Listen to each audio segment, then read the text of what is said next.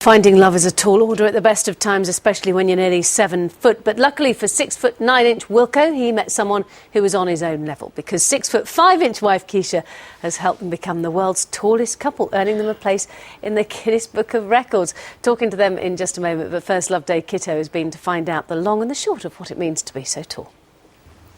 So a new set of world records is out, and they could have sent me to meet the dog with the longest ears or even the world's biggest beef burger. But instead they've sent all 5 foot of me here to Essex to meet the world's tallest married couple. Keisha and Wilco met and married 8 years ago. Now they're world record breakers with a combined height of 13 feet and 3 inches. So now I'm going to ask Keisha and Wilco what it's actually like to be the world's tallest married couple. So how do you feel to have won the world record? Well, Hang on a second. This is never going to work. it's just a good experience to be photographed and interviewed. But life can be a pain in the neck for them both, literally. So a trip to the shops or getting in a car can be tricky. But it's not all bad. Having Keisha and Wilco around definitely has its advantages.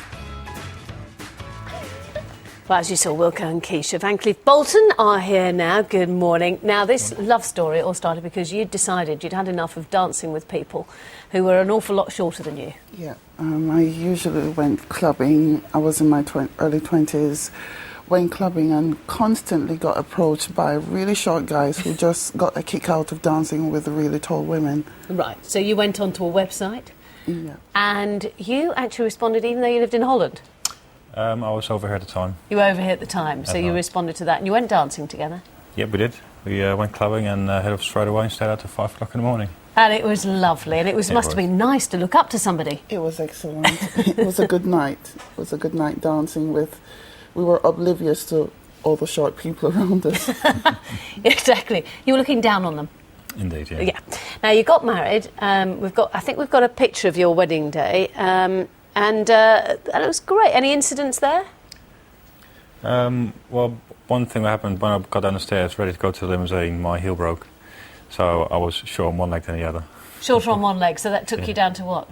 Took me down about 1.5 inches. from 6 foot. Oh, well, you must have almost have been 7 foot then, yeah. down to your normal height of 6 foot 10. Yeah. Now there must be problems being so tall. I know you've got very tall children as well, haven't you? Two children who are quite tall for their age. But are there problems? The obvious issue is getting clothes. Shoes is an issue. Transport is an issue, so public transport. It's not made for tall people, just for the average size, really. Actually, there's almost everything, isn't there? Getting into the car, as we saw. Going into cinemas, people look at you and obviously think, you know, you can see them thinking, don't sit in front of me. Yeah. You always sit at the back. No, we don't really care. No.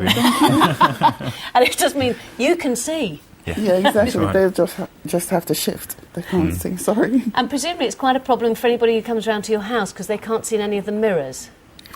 We make sure bikes are long mirrors so they cover the short people and us. Right. It's usually a problem for the shelves that we do put up, though. Yeah, everything's high up. You have the shelves really high. Yeah. Now, I only know this because I've got some very tall friends and I can only see my fringe going past the mirror and I can't reach anything when I'm trying to help in the kitchen. Yeah, we haven't managed to do that yet, but we will adapt to her someday. Exactly. Well, I think it's fantastic. Anyway, it's a great love story that you've come in with it this morning. And, of course, you're in the Guinness Book of Records, which my assistant is reading as we speak. Oh, thank you very much, Mr. Castle. Thank you.